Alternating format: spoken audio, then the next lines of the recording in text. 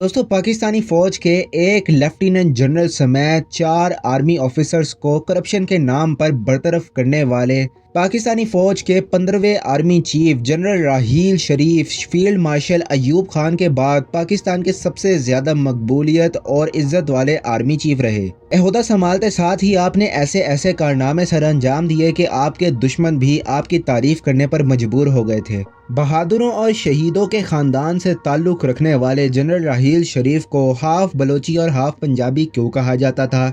इनके बड़े भाई ने ऐसा कौन सा कारनामा सर अंजाम दिया था और क्यों इनके बड़े भाई की कब्र लाहौर के मियानी साहब कब्रिस्तान में मौजूद है? इनके दूसरे बड़े भाई ने जलते हुए टैंकर को छोड़ने के बजाय भागने के बजाय ऐसा कौन सा कारनामा सर अंजाम दिया था?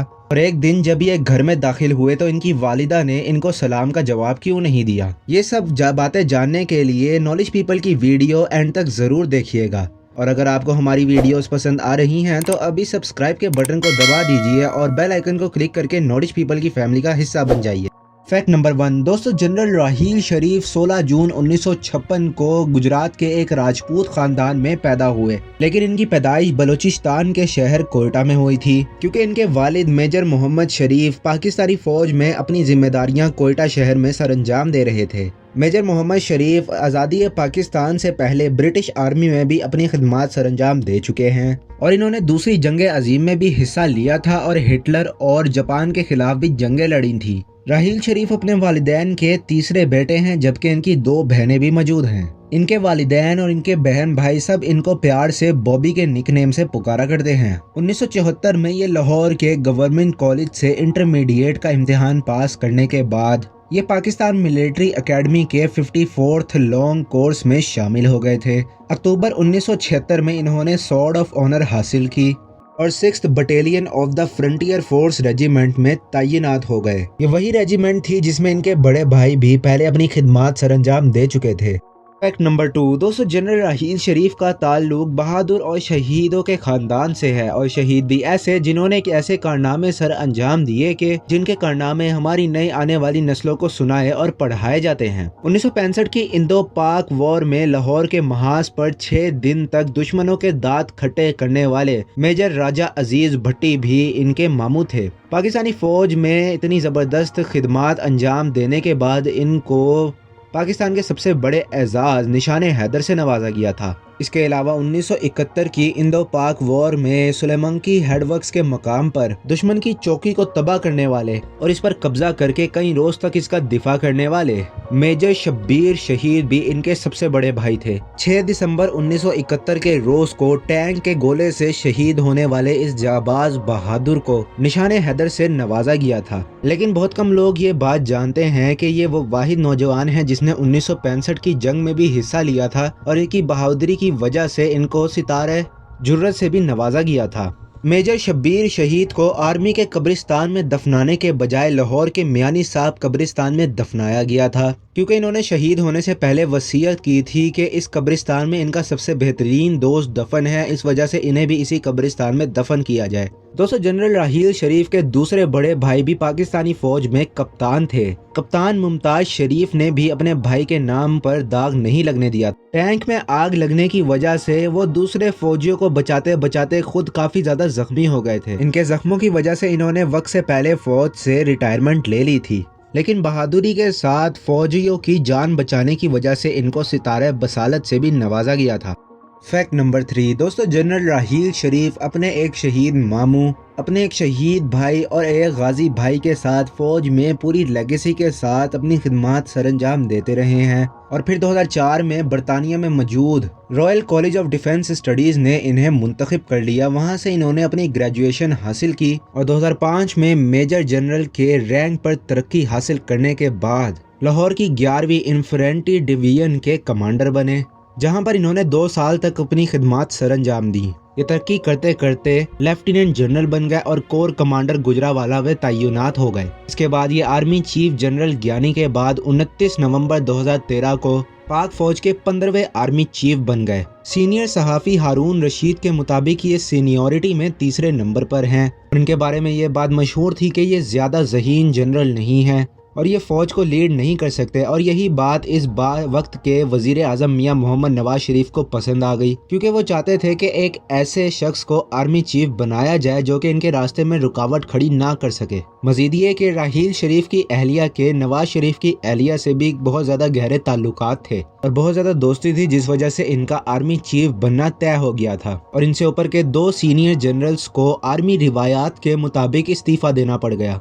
فیکٹ نمبر 4 دوستو، جب general Raheel Sharif army chief مقرر ہوئے تو اس وقت ملک بھر میں دہشت گردی کافی زیادہ بڑھ چکی تھی۔ آئے روز کہیں نہ کہیں بہت سارے دھماکے ہو رہے تھے اور لوگوں سمیت بہت سارے فوجی جوان بھی شہید ہو رہے تھے۔ جنرل راحیل شریف نے پورے ملک سے، خاص طور پر وزیرستان اور کراچی میں سے ان شر پسند عناصروں کو ختم کرنے کا فیصلہ کیا۔ شہیدوں کے خاندان سے تعلق رکھنے والے اس جنرل نے الطاف حسین نامی قاتل کا، جس نے ہزاروں معصوموں کی جانیں لیں، اس کا خاتمہ کر دیا۔ وہ شہر جو ایک ہی کال پر پورا بند ہو جایا کرتا تھا، درجنوں لوگ اپنی جانوں سے ہاتھ دھو بیٹھتے تھے، ان سب لوگوں کو الطاف حسین سے سکون کا سانس بھی مل گیا تھا۔ الطاف حسین کی تقریروں تک پر پابندی لگائی گئی اور MQM سمیت تمام شر پسندوں پر پابندی لگائی جانے لگی۔ وزیرستان، جہاں پر دہشت گردی کافی زیادہ بڑھ چکی تھی، وہاں پر آپریشن ضرب ارض کا آپریشن شروع کیا گیا اور سینکڑوں شہیدوں کی جان جانے کے بعد اس علاقے کو بھی امن کا گہوارہ بنایا گیا۔ ان کی مقبولیت پوری قوم میں کافی زیادہ بڑھ گئی تھی اور ان کی عزت راتوں رات آسمانوں کو چھونے لگی تھی۔ نمبر 5 دوستو، جنرل راحیل شریف کے دور میں ملک بھر سے دہشت گردوں کا تو خاتمہ ہو چکا تھا، لیکن ملک کے دشمنوں نے 16 دسمبر 2014 کو پشاور کے آرمی پبلک اسکول پر حملہ کر دیا اور درجنوں معصوم بچے اور بچیوں کو شہید کر دیا گیا۔ اس واقعے نے ایک بار پھر سے پوری قوم کو خون کے آنسو رلا دیا تھا اور ایک بار پھر پوری قوم میں دہشت گردی کے بادل چھانے کا اندیشہ پیدا ہونے لگا۔ لیکن ایک بار پھر سے جنرل راحیل شریف نے اپنی ناقابل یقین صلاحیتوں سے قوم کا اقبال بلند رکھا اور وعدہ کیا کہ ایسے عناصر کو چن چن کر بدلہ لیں گے اور انہیں ماریں گے، اور پھر ایک ایسا آپریشن لانچ کیا گیا جس نے ملک کے ان تمام دہشت گردوں کو مٹی میں ملا دیا۔ اس کے بعد ملک میں تیزی سے امن پیدا ہونے لگا اور غم و خوف کے بادل غائب ہونے لگے۔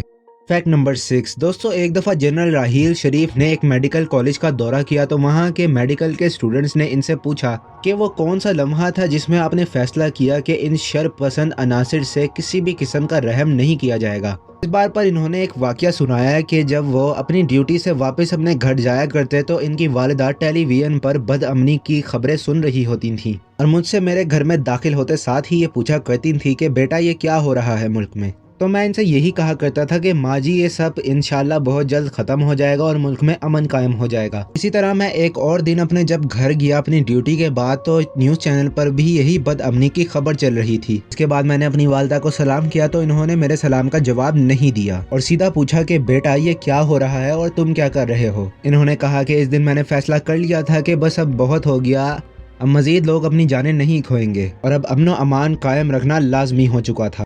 نمبر 7 دوستو، ایک دفعہ جب جنرل راحیل شریف امریکہ کے دورے پر گئے تو انہوں نے قوم کا پیسہ بچانے کے لیے اپنے ساتھ کسی بھی طرح کی سیکیورٹی نہیں لی اور صرف چند افسران ہی ان کے ساتھ گئے۔ آفیشیل میٹنگ کے بعد جب یہ اپنے روم میں آئے اور واپس پاکستان آنے کے لیے ایئرپورٹ کی طرف چل دیے تو اپنا ہینڈ بیگ اپنے ہاتھ میں اٹھا کر چلیے۔ یہ دیکھ کر ان کے جونیئر آفیسر نے بہت ہی زیادہ اصرار کے بعد ان کا یہ ہینڈ بیگ اپنے ہاتھ میں تھام لیا۔ اگر ان کے مشغلوں کی بات کی جائے تو یہ دوسرے فوجیوں کی طرح پولو تو کھیلتے ہی ہیں، لیکن انہیں بک ریڈنگ، سوئمنگ اور ہنٹنگ یعنی کہ شکار یہ ان کے پسندیدہ مشغلے ہیں۔ کسی نے ان سے پوچھا تو انہوں نے بتایا کہ میں بک ریڈنگ اس وجہ سے کرتا ہوں کیونکہ اس سے آپ کی معلومات میں اضافہ ہوتا ہے اور اس سے آپ کا ذہن بھی کافی زیادہ تندرست رہتا ہے۔ سوئمنگ اس لیے کرتا ہوں کیونکہ یہ آپ کے جسم کو چاقو چوبند رکھتی ہے، اور شکار اس وجہ سے کیونکہ اس میں تھرل اور ایڈونچر موجود ہے، کیونکہ یہ آپ کو ہر طرح کے حالات سے نپٹنے کے لیے تیار کرتا ہے۔ فیکٹ نمبر 8 دوستو، چین کے شہر سکیام سے پاکستان کے صوبہ بلوچستان کے شہر گوادر میں 46 بلین ڈالرز کی لاگت سے بننے والا منصوبہ سی پیک اور ون بیلٹ ون روڈ کے نام سے شروع ہونے والے منصوبے کا سہرا بھی جنرل راحیل شریف کے سر پر جاتا ہے۔ کراچی سے خیبر تک امن و امان کی صورتحال قائم کرنے کے بعد 2016 میں چین نے پاکستان میں یہ منصوبہ شروع کیا تھا۔ کہا جاتا ہے کہ اگر یہ منصوبہ کامیاب ہو جاتا ہے، پاکستان کے معاشی حالات کافی زیادہ बेहतर हो जाएंगे। इसके अलावा पाकिस्तान को IMF से भी निजात मिल सकेगी। लेकिन इस मंसूबे की कामयाबी सब अमन और अमान से भी जुड़ी हुई है। इसी वजह से जब जनरल राहील शरीफ की रिटायरमेंट के दिन करीब आए तो इनके हक में मुल्क भर में बैनर्स लगने शुरू हो गए, जिनमें वाज़ेह तौर पर यह लिखा हुआ था कि खुदा के लिए जाने की बातें जाने दो।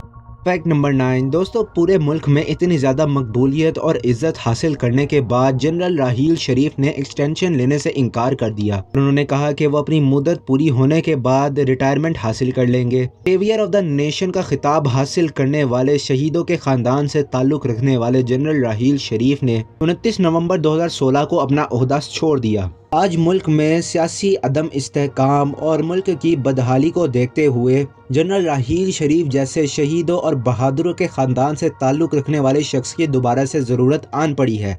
कानून के मुताबिक इनकी रिटायरमेंट के बाद इन्हें 2 प्लॉट भी मिले जो कि इन्होंने अपने ज़ाती इस्तेमाल के बजाय शोहदा के लिए डोनेट कर दिए, जो कि इनके आला ज़र्फ और ख़ानदानी होने का सबूत देते हैं। दोस्तों, जनरल राहील शरीफ ने सऊदी अरब के बहुत ज़्यादा इसरार और पाकिस्तानी फ़ौज के इजाज़त के बाद सऊदी अरब में commander in chief of Islamic troops का ओहदा संभाला और ये इत्तेहाद 39 मुस्लिम ममालिक की अफवाज पर मुश्तमिल है, जिसका असल मकसद पूरी दुनिया से मुसलमानों के खिलाफ मुसलमान दुश्मनों का खात्मा करना है। आज ये सऊदी अरब के शहर रियाज में मुकीम है, जबकि इनके 3 में से 2 बेटे पाक फौज में अपनी खिदमत सरअंजाम दे रहे हैं। उम्मीद है दोस्तों आज की वीडियो आपको पसंद आई होगी। मजीद ऐसी इन्फॉर्मेशन और फैक्ट से भरपूर वीडियोस को देखने के लिए नॉलेज पीपल के चैनल को जरूर सब्सक्राइब करें और पास बने हुए बेल आइकन को क्लिक करके नॉलेज पीपल की फैमिली का हिस्सा बन जाए। मिलते हैं आपसे अगली वीडियो में, तब तक के लिए अल्लाह हाफिज।